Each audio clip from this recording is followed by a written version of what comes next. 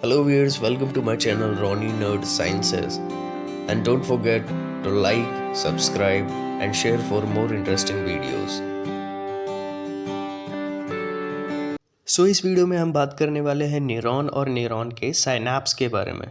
Neuron आपकी central nervous system की बहुत ही इंपॉर्टेंट फंक्शनल यूनिट है। न्यूरॉन जो है आपकी बॉडी के लिए रिपोर्टर और एक पोस्टमैन का काम करते हैं। ये इन्फॉर्मेशन को किसी भी टारगेटेड सेल से, मसल से ब्रेन तक लेके आते हैं और ब्रेन से आपकी किसी भी टारगेटेड मसल तक लेके जाते हैं। इनके बिना आपकी बॉडी का कोई भी फंक्शन जैसे मूवमेंट, टेस्ट, सेंस कुछ भी नहीं पॉसिबल है।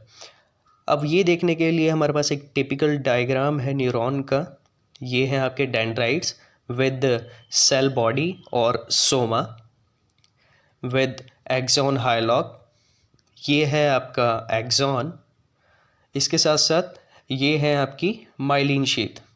माइलिन शीथ का फंक्शन है ये न्यूरॉन को इंसुलेशन प्रोवाइड करते हैं और उस कमांड को, एक्शन पोटेंशियल को प्रोपेगेट कराने में स्पीड करते हैं, बूस्ट अप करते हैं। ये है आपका साइनेप्टिक टर्मिनल और साइनेप्टिक बल्ब्स, जहाँ से ये किसी भी दूसरे न्यूरॉन या मसल के साथ प्रोपेगेट करती है, ट्रांसफ़र करती है। सपोज़ कोई इनपुट सिग्नल या कमांड जनरेट होती है बॉडी में, तो वो प्रोसेसिंग के लिए, इंटीग्रेशन के लिए आपकी सेल बॉडी सोमा के अंदर आती है और आफ्टर प्रोसेसिंग साइनेप्टिक टर्मिनल्स में एक आउटपुट सिग्नल जनरेट हो जाता है किसी भी टारगेटेड मसल या सेल के लिए। अब सपोज वो जो टारगेटेड सेल है वो कोई दूसरा न्यूरॉन है और यहाँ पे जो न्यूरॉन है वो अनमाइलिनेटेड न्यूरॉन है जो इस न्यूरॉन के साथ अटैच है, साइनैप्स किया हुआ है जिसने। अब ये अनमाइलिनेटेड है, माइलिन शीथ होने का बस एक ही बेनिफिट है कि वो जो प्रोपगेशन है, वो जो सिग्नल ट्रांसमिशन है, उसकी स्पीड फास्ट होती है as compare to unmyelinated neuron. अब बात कर लेते हैं हम इसके साइनेप्टिक बल्ब्स की, कि जब कोई भी इम्पल्स जनरेट होती है तो दूसरे न्यूरॉन के यहाँ पर इस जंक्शन पे क्या होता है। Let's zoom into it.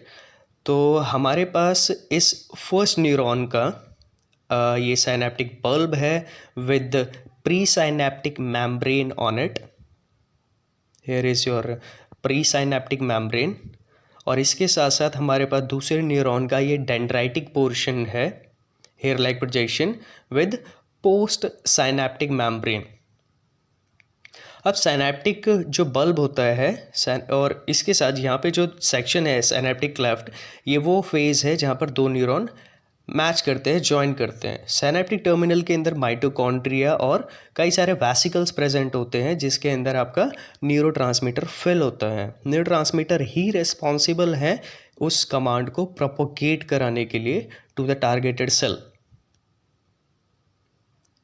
So suppose अब कोई भी कमांड जनरेट हुई है, सिग्नल जनरेट हुआ है, सोमा के अंदर प्रोसेसिंग हुई, इंटीग्रेशन हुई है और वो दूसरे न्यूरॉन पे आ गया है।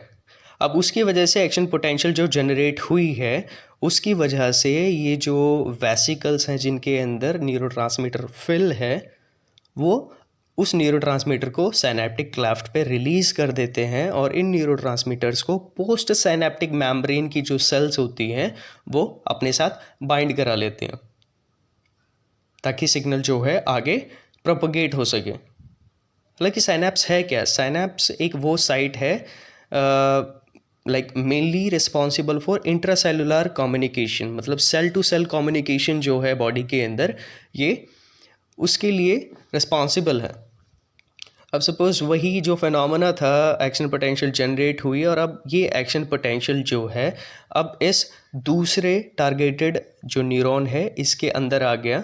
सेम वही फिनोमेना हुआ, एक दूसरा आपका input signal action potential generate हुआ, वो प्रोसेस हुआ, आपकी सेल बॉडी या सोमा के अंदर इंटीग्रेशन हुई उसकी, और इंटीग्रेशन के बाद वही सेम आपका एक आउटपुट सिग्नल हुआ, जनरेट हुआ। अब वहीं पे साइनेप्टिक बल्ब्स के थ्रू ये न्यूरोट्रांसमीटर जो है वो रिलीज़ हो गया ताकि वो जो सिग्नल है आपका प्रोपेगेट किया जा सके किसी भी टारगेटेड मसल तक। अब ऐसा कुछ नहीं है कि जो टारगेट है वो आपका सिर्फ कोई दूसरा न्यूरॉन ही होगा, वो कोई भी एक सेल हो सकती है, टारगेटेड न्यूरॉन हो सकता है वो, या फिर कोई भी मसल हो सकती है जिसके लिए ये प्रोपगेशन हुई है, ताकि वो कमांड प्रॉपर कर सके या फंक्शन प्रॉपर कर सके। अब हम बात कर लेते हैं कि ये जो इंटीग्रेशन होती है, प्रोसेसिंग होती है इस सिग्नल की आपकी सेल बॉडी के अंदर, वो कैसे होती है। तो हम स्टार्ट करते हैं, लेट्स जूम। अब ये है आपकी इस न्यूरॉन की सेल बॉडी। सेल बॉडी के अंदर आपका सोमा है, आपका न्यूक्लियस है विद एंडोप्लाज्मिक रेटिकुलम, जिसके ऊपर राइबोसोम्स है जो कि रफ एंडोप्लाज्मिक रेटिकुलम है, अटैच्ड है जिस पे आपकी proteins with Golgi body along with lysosome, जितने भी ऑर्गेनल्स एक सेल के अंदर होते हैं। अब जब न्यूरोट्रांसमीटर जो हैं वो सिंथेसाइज होते हैं आपका रफ एंडोप्लाज्मिक रेटिकुलम पे, और जो गोल्जी बॉडी है उसको पैक कर देती है, लाइक एक पैकिंग का काम करती है, उसको फिल कर देती है उस वेसिकल्स के अंदर। इन प्रोटीन्स को जो राइबोसोम जो फॉर्म कर रहे हैं एंडोप्लाज्मिक रेटिकुलम, इनको फिल कर देती है वेसिकल्स के अंदर। और ये प्रोटीन जो बेसिकली है क्या, ये बेसिकली आपका न्यूरोट्रांसमीटर्स ही है जो साइनेप्टिक टर्मिनल पे फिर एक्शन पोटेंशियल के बाद मूव करता है।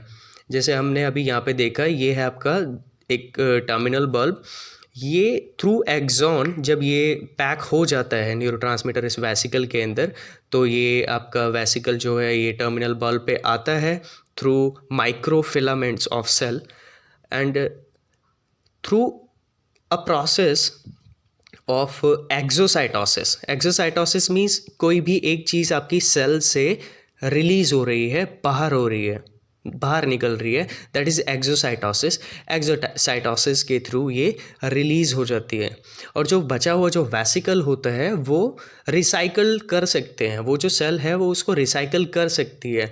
तो ये जो वेसिकल होता है जिसने अपने न्यूरोट्रांसमीटर जो रिलीज़ कर दिया है सिनेप्टिक क्लेफ्ट पे, अब वो फिर से लाइसोसोम पे जाता है, लाइसोसोम उसको कैरी करता है और फर्दर फिर से यूज़ करने के लिए उसको बना सकता है। तो न्यूरोट्रांसमीटर जो है बहुत ही ज़्यादा इंपॉर्टेंट है आपकी बॉडी की मूवमेंट फंक्शनिंग के लिए। इसी वजह से आपकी बॉडी के अंदर बिलियंस ऑफ न्यूरॉन प्रेजेंट हैं।